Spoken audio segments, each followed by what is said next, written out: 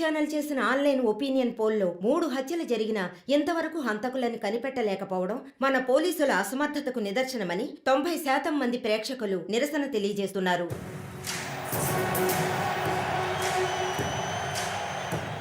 ప్రముఖ communist Shivanand, doctor Ramya, advocate Vishnu ఇలా వరుసగా హత్యలు జరుగుతున్నాయి. దీని గురించి ఒక అడ్వకేట్ గా మీ ఒపీనియన్ ఏంటో చెప్పండి. సార్, ఎవరో ఒకడు ముఖ్యమైన వ్యక్తుల్ని వరుసగా చంపుకుంటూ వస్తున్నాడు. ఇది కనిపెట్టడానికి మన వాళ్ళెవరికి దమ్ము లేదు. ఆవు అంటే స్కాట్లాండ్ అది అదేలా మీరు ఒకరని చెప్పగలరు? ఒక గ్యాంగ్ చేసిందని అనుకోవచ్చు కదా. సార్, ఒక్కరో గ్యాంగో ఇప్పుడు ఆ విషయం అంత ముఖ్యమంటారా? లోకంలో ఉన్న సమస్యలే కాకుండా ఇదొక సమస్య. దీని గురించి అడుగుతుంటే పోలీస్ వాళ్ళు సరిగా సమాధానం చెప్పడం లేదు, అలాగే క్రైమ్ డిపార్ట్మెంట్ కూడా సరిగా స్పందించడం లేదు. మన ప్రభుత్వం అయితే పట్టించుకోవడమే మానేసింది. పేపర్ చదవాలంటేనే భయంగా ఉంది. మీరు చెప్పేది కరెక్టే, కానీ ఈ సోషల్ మీడియాలో ఈ ఫేస్బుక్, వాట్సాప్ అంటూ తరువాత ఇతన్నే హత్య చేయబోతున్నాడని వారి వారి ఇష్టానికి ఫోటోలు పంపుతూ ప్రతి ఒక్కరిని భయభ్రాంతులకు గురి చేస్తున్నారు. దీనికి మీరేమంటారు ప్రసన్న గారు? అన్ని టీవీలో నేనే మాట్లాడుతున్నానని, నన్నే చంపాలని, నన్నే ట్యాగ్ చేసి ట్వీట్ చేస్తున్నారు మీరొకరు. సోషల్ మీడియాలో వచ్చే వార్తల్ని మనం సీరియస్ గా తీసుకుంటే బ్రతకడం చాలా కష్టం సార్.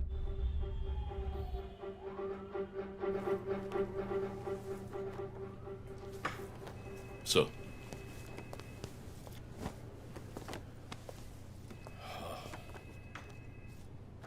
రంజిత్, వాడి నెక్స్ట్ టార్గెట్ నువ్వే అని ఎలా చెప్పగలుగుతున్నావు? డాక్టర్ రమ్య ఫారెన్సిక్ పెథాలజిస్ట్గా వర్క్ చేయగా లాయర్ విష్ణు ఎవిడెన్స్ని అప్రూవ్ చేసిన కేస్, నేను ఇన్వెస్టిగేట్ చేసిన కేసు. Catherine Emmanuel. ఆ కేసు మన బ్రాంచ్కి మెయిన్గా అసైన్ అవ్వడానికి కారణం శివానంద్ కేసు వేసి పోరాటం చేయడమే. యా ఇమాన్యుయల్, అతని భార్య architect couple. Exactly sir. Yeah, బాగా డబ్బున్న వాళ్ళు. క్యాథరిన్ వాళ్ళ ఒక్కగానొక అమ్మాయి. సంతోషమైన కుటుంబం.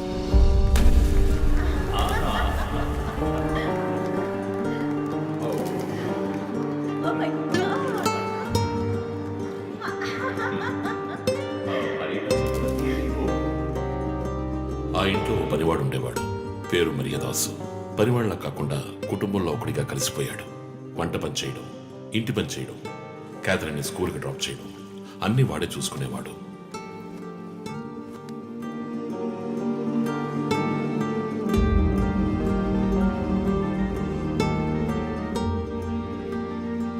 Mummy, look what I want. Good. I have to go. Bye. Good show, Kathy. Keep it up.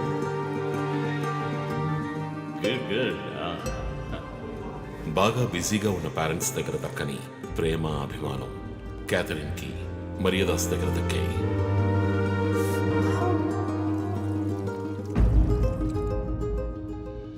కానీ ఒక్క రాత్రిలో ఆ కుటుంబం చిన్నాభిన్నమైపోయింది. క్యాథరిన్ హత్యకు గురైంది. మరియదాసు పరారయ్యాడు. ఇంట్లో ఉన్న డబ్బు, నగలు దొంగిలించబడ్డాయి. పోలీసులు మరియదాసుని సస్పెక్ట్ గా డిక్లేర్ చేసి కేసు ఫైల్ చేశారు. వారం అయినప్పటికీ మరియదాస్ ఆచూకీ తెలియనందువల్ల విక్టిమ్ ని పూడ్చిపెట్టి కేసు క్లోజ్ చేశారు. 2 వారాలు అంతా సర్దుమణిగింది. కానీ ఈ కేసులో ఏదో మర్మం ఉంది. నిజమైన హంతకుడిని కనిపెట్టలేదు అని మీడియాలో వార్తలు ప్రసారం అయ్యాయి. ప్రజలు ధర్నాలు చేశారు. మరియదాసు కుటుంబం శివానంద్ని మీట్ అయ్యి రిక్వెస్ట్ చేసినందువల్ల హైకోర్టులో ప్రజా ప్రయోజన వ్యాజ్యం వేసి కేసుని రీఓపెన్ చేయించారు. హైకోర్టు ఆర్డర్తో ఒక స్పెషల్ ఇన్వెస్టిగేషన్ టీం నా నాయకత్వంలో ఏర్పాటైంది.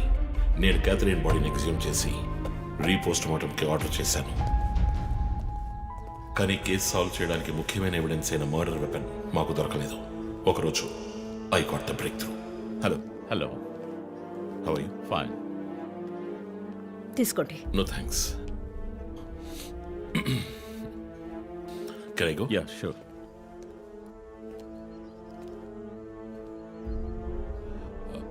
ఓ, మీరు గోల్ఫ్ ప్లేయరా? Yes sir. ఏ క్లబ్లో ఆడుతున్నారు? గచ్చిబౌలి క్లబ్లో. నేను race club player. Just beginner. మీ అంత కాదులేండి. అడిగిన ప్రశ్నలకు మాత్రం ముక్తసరిగా సమాధానం చెప్పారు.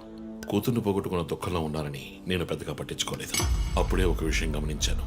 ఒక గోల్ఫ్ కిట్లో 16 క్లబ్బులుంటాయి. అన్నీ ఇంచుమించు ఒకేలాగుంటాయి. ఒకే ఒక్క క్లబ్ తప్ప. అదే పట్టర్. హోల్ దగ్గరున్న బంతిని కొట్టడానికి యూజ్ చేసే క్లబ్. ఇమాన్యుయల్ దగ్గరున్న కిట్లో ఆ పట్టర్ కొత్తదిగా ఉంది. క్యాడీ దగ్గర మాట్లాడిన దాన్ని బట్టి ఇమాన్యువల్ హత్య జరిగిన 2 వారాల తర్వాత ఒకే ఒక్కసారి మాత్రం గాల్ఫ్ ఆడడానికి వచ్చినట్టుగా తెలిసింది.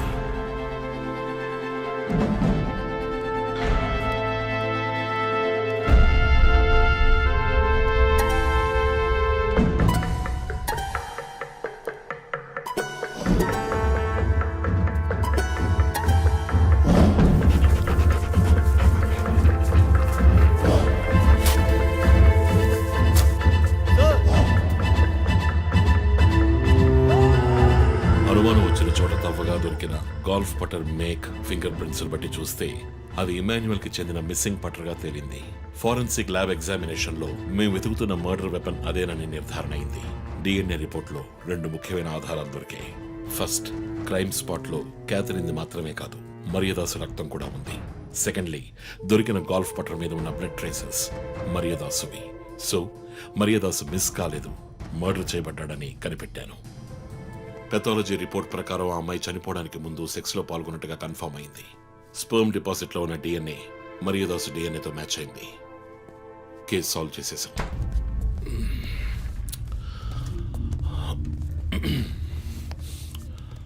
పోస్ట్ మార్టం రిపోర్ట్ ప్రకారం మరియదాసే ముందు చనిపోయాడు, ఆ తర్వాతే మీ అమ్మాయి.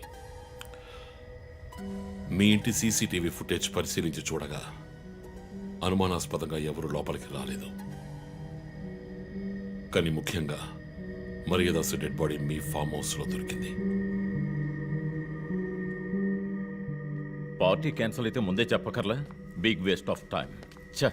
కొత్త కారులో టెస్ట్ డ్రైవ్ వెళ్ళామనుకుంటే పోలా. ఆ,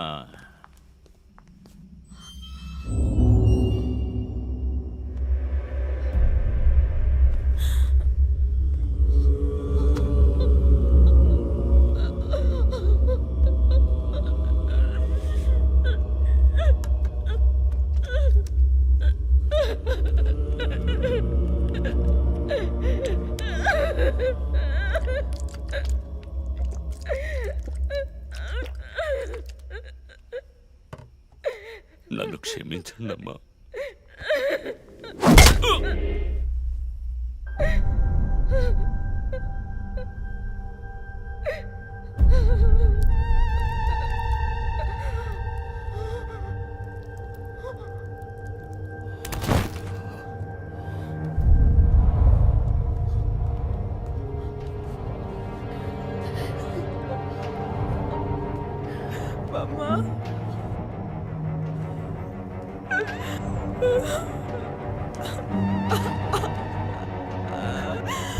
Why did you do this, Papa? Why?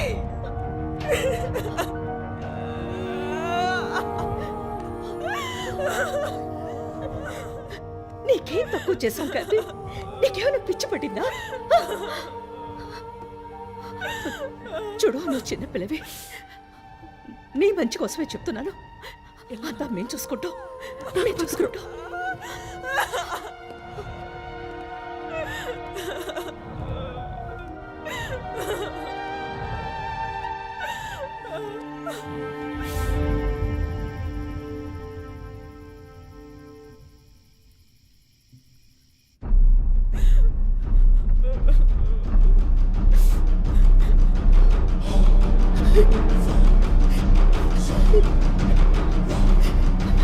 I'm gonna call the police.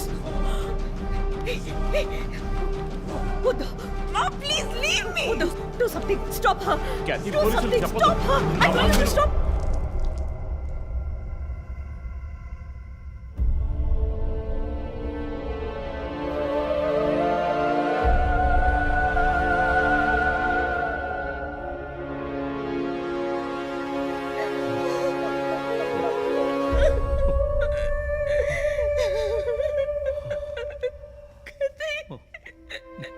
Emmanuel సొసైటీలో చాలా గొప్ప వ్యక్తి, హైలీ ఇన్ఫ్లుయెన్షియల్. ఆ హత్యని కవరప్ చేసి క్రైమ్ సీన్ క్లీన్ చేసేశారు. డబ్బు నగలు దొంగలించబడి క్యాథరిన్ హత్య చేయబడిందని కేసు క్లోజ్ చేసేశారు. నేను ఇన్వెస్టిగేట్ చేసిన తర్వాతే నిజాలు బయటపడ్డాయి. సార్, ఒక తండ్రిగా నా పరిస్థితి ఆలోచించండి సార్. 16 ఏళ్ళు నిండని పిల్ల సార్. ఇంట్లో ఉన్న పని వాడితో కోపంలో ఆ పని చేశాను సార్. మరియదాసు రేప్ చేసి చంపేశాడు. ఆ కోపంలో నేను వాడిని కొట్టి చంపేశాను. అలా మీరు రిపోర్ట్ మార్చి రాయండి సార్. ఆల్రెడీ నా కూతురు గురించి ఏమేమి రాస్తున్నారో తెలుసా మీకు? టీవీ ఆన్ చేయడానికి భయపడుతున్నావు. రోజు మీడియాలో నా కూతుర్ని చూపించి రేప్ చేసినట్టు ఎలాంటి ఎవిడెన్స్ లేదు. వాళ్ళిద్దరూ ఇష్టపడే అలా నడుచుకున్నారు. అటాప్సీ రిపోర్ట్ క్లియర్గా చెప్తోంది. మీరిద్దరూ కలిసి ఎవిడెన్స్ని సప్రెస్ చేశారు. డాక్టర్ రమ్యతో కూడా దీని గురించి మాట్లాడాను. ఆవిడ కలెక్ట్ చేసిన డిఎన్ఏ ఎవిడెన్స్ చాలు మిమ్మల్ని కన్విట్ చేయడానికి. నేను డిఎన్ఏ రిపోర్ట్ మార్చి రాయిస్తాను. నాకు కనెక్షన్స్ ఉన్నాయి. అది నాకు వదిలిపెట్టండి. ఆ శాంపుల్ని బట్టి రిపోర్ట్ మార్చి రాయండి. మీకు ఎంత డబ్బు కావాలన్నా ఇస్తాను. ఇండియాలో, విదేశాల్లో.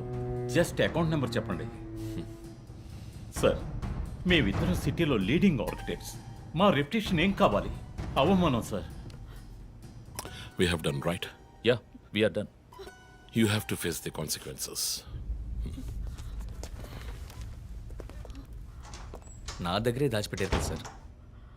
చెప్పకూడని విషయాలన్నీ చెప్పి ఇలా ఇరుక్కున్నారే సార్.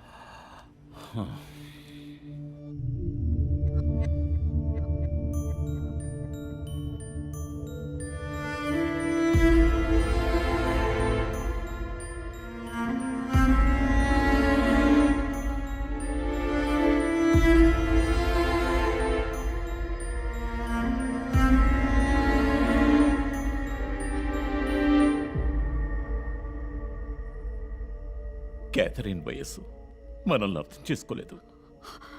అడిగిందల్లా కొనిచ్చాం. డబ్బు ఖర్చు చేసేవే కానీ కొంచెం టైం ఖర్చు చేసి ఉండాల్సింది.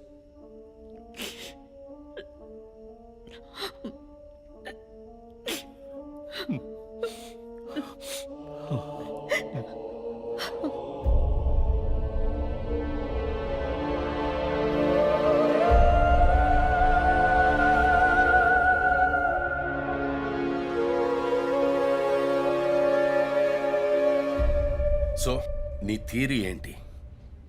శివానంద్, డాక్టర్ రమ్య, విష్ణు, ఆ తర్వాత నేను, మా నలుగురిని కనెక్ట్ చేసే కేసు ఇది. ఈ కేసు వల్ల బాధించబడ్డ ఎవరో ఒకరే సస్పెక్ట్. ఎవరు?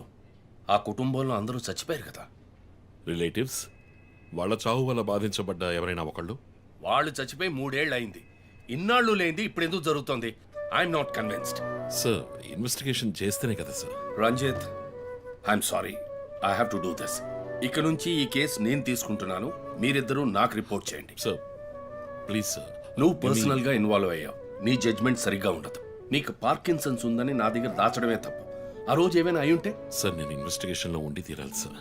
ఉంటావు, కానీ ఫీల్డ్ వర్క్ లో కాదు. Vandana, I'm ready to meet the press.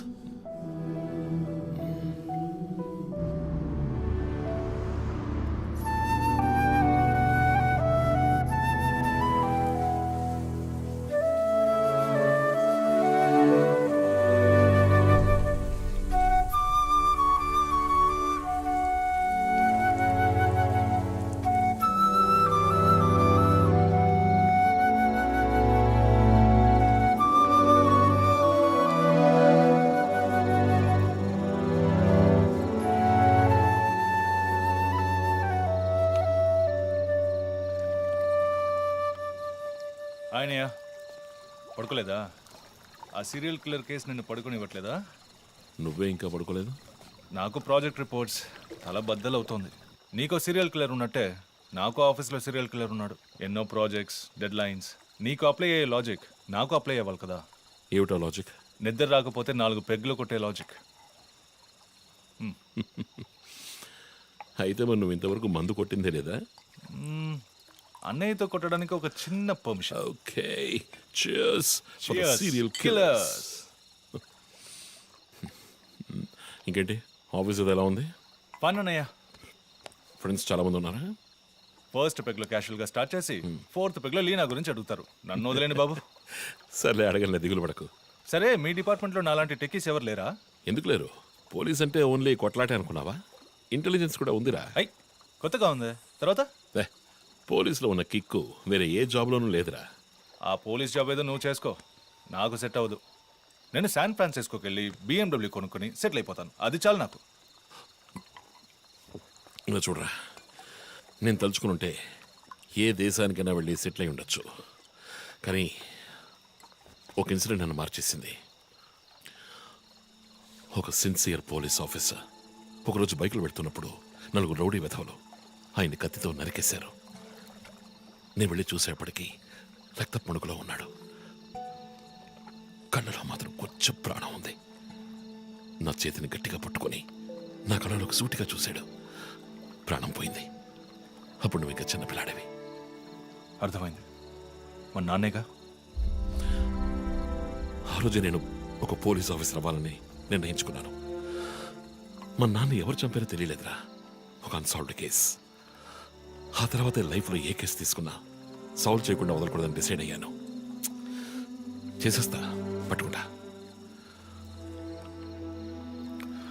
నాకు మన నాన్న గురించి పెద్దగా తెలీదు, కానీ నా అన్నయ్య గురించి బాగా తెలుసు. నువ్వు ఖచ్చితంగా పట్టుకుంటావు అన్నయ్య. Cheers. Good night. Good night.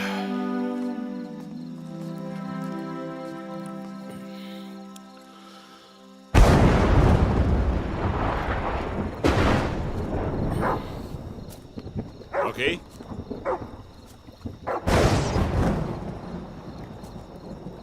Locking.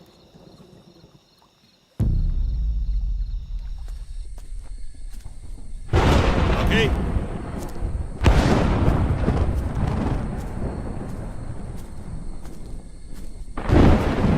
Okay.